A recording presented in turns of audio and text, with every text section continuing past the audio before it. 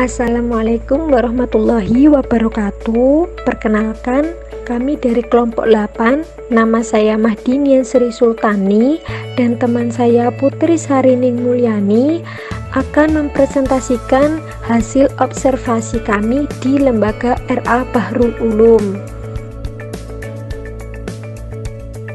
Nah, dimulai dari sejarah Lembaga RA Bahrul Ulum. Awal mula berdirinya lembaga ini yaitu pada tahun 2005.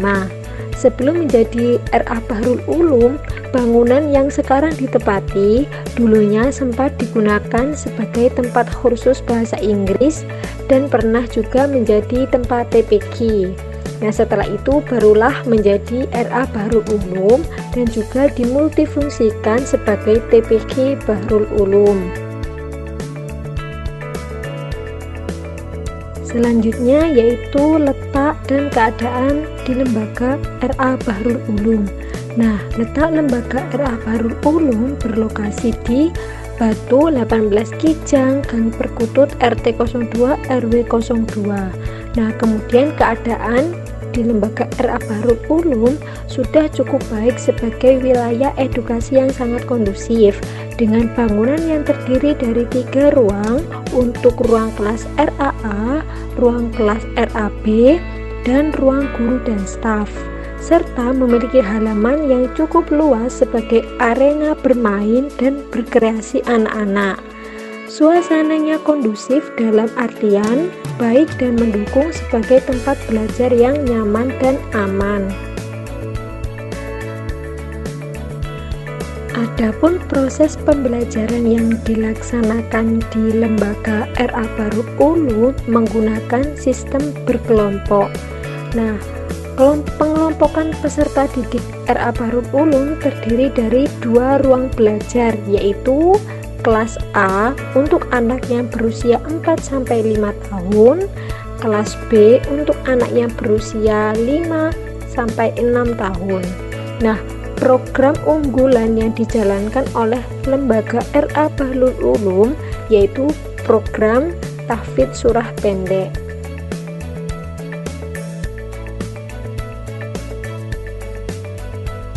Selanjutnya yaitu kegiatan operasional RA Bahrul Ulum. Nah, untuk kegiatan peserta didik berdasarkan hasil observasi kami, untuk peserta didik memulai kegiatan pembelajaran pada pagi hari.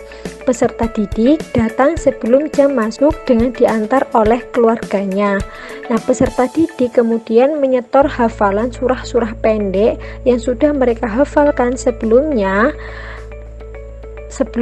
pembelajaran berlangsung. Nah, sedangkan pada jam istirahat, peserta didik bermain di luar dengan alat permainan outdoor. Kegiatan pembelajaran berakhir sekitar pukul 10:30. Nah, kemudian untuk sore harinya, peserta didik melakukan kegiatan TPQ dengan ruang kelas yang sesuai dengan pengelompokan.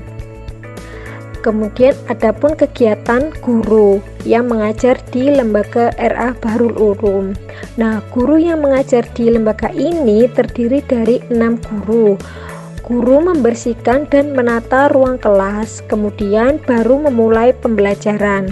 Nah, ketika pembelajaran selesai, guru merapikan alat-alat yang digunakan dan membersihkan ruang kelas, kemudian berdiskusi dengan guru lainnya di ruang kantor, baru kemudian pulang.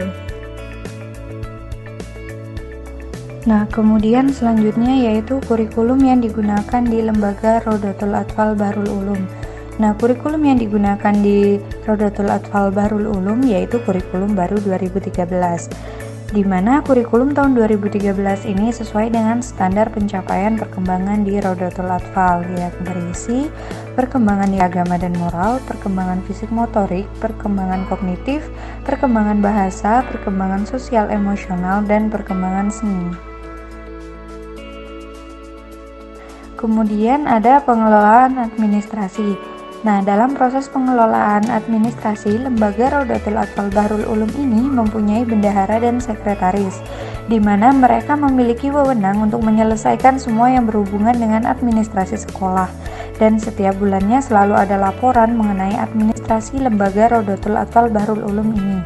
Nah, kemudian dana yang digunakan untuk kesejahteraan guru yang mengajar dan peserta didik itu diambil dari pembayaran infak, sodakoh, dan dana dari orang tua murid.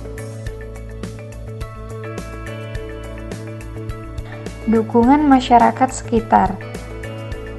Rodotul Atfal Bahrul Ulum ini berada di sekitar pemukiman warga. Nah, jadi dukungan dari masyarakat sekitar itu sangat baik dan dapat mengkondisikan bahwa ada proses pembelajaran di lingkungannya.